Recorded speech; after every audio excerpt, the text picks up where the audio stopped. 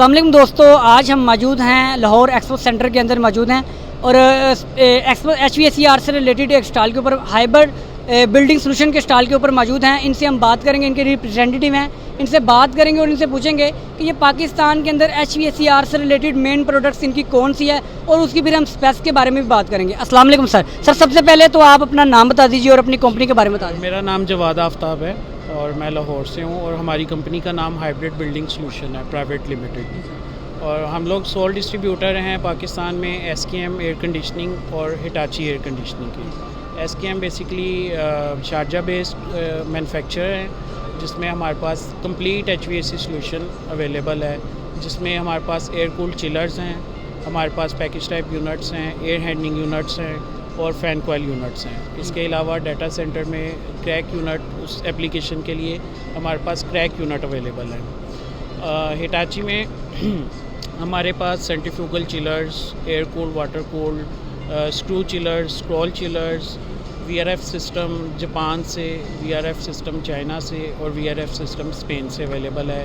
इसके अलावा हमारे पास हिटाची के स्प्लिट यूनिट्स की कंप्लीट रेंज अवेलेबल है और पैकेज यूनिट की कंप्लीट रेंज अवेलेबल है। ज़बरदस्त सर। जो हिटाची है बहुत वेल नोन ब्रांड जैसे आपने बताया है। अच्छा, ये और उसके बाद जो मेन चीज़ इस वीडियो की होने वाली है वो है VRF सिस्टम।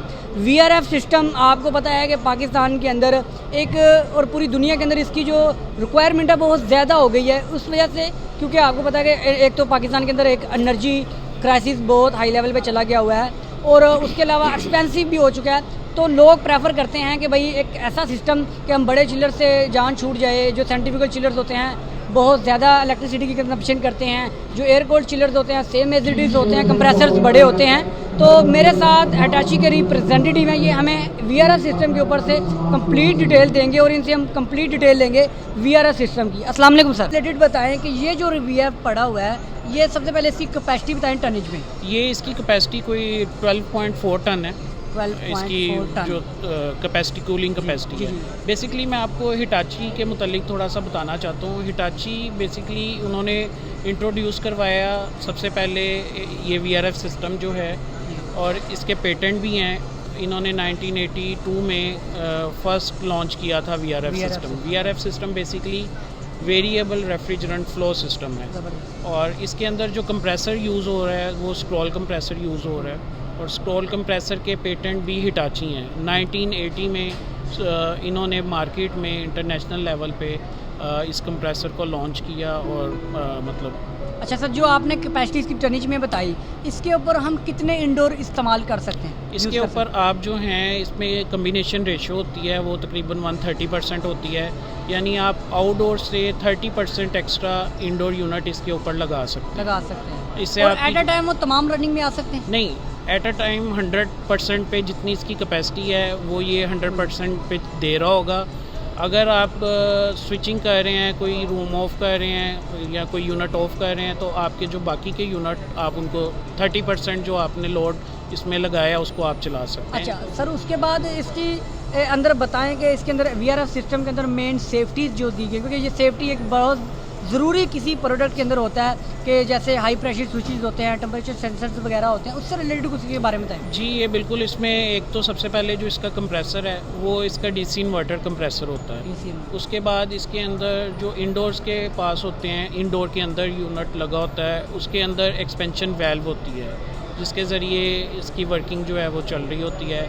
सेकेंडली इसके अंदर माइक्रो प्रोसेसर कंट्रोलर होता है। कोई भी इंडोर है उसकी कमांड आती है, सबसे पहले जब हम उसको ऑन करते हैं उसमें टेम्परेचर अपना इनपुट देते हैं तो वो कमांड जाती है माइक्रो प्रोसेसर में और माइक्रो प्रोसेसर आगे से उसको कमांड देता है कंप्रेसर को।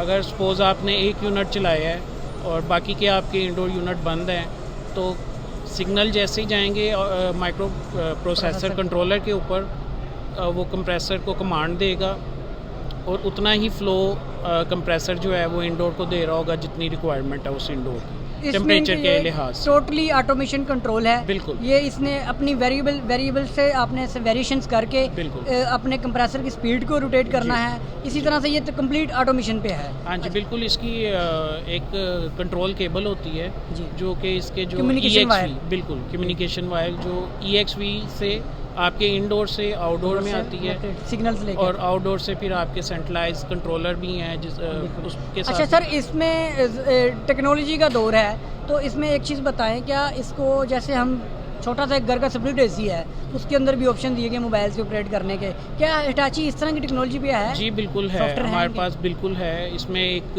इसका जो सेंट्रलाइज कंट्रोलर है, जी, जी। उसके साथ हमारी एक डिवाइस लगती है जिसको हम कहते हैं एयर क्लाउड प्रो।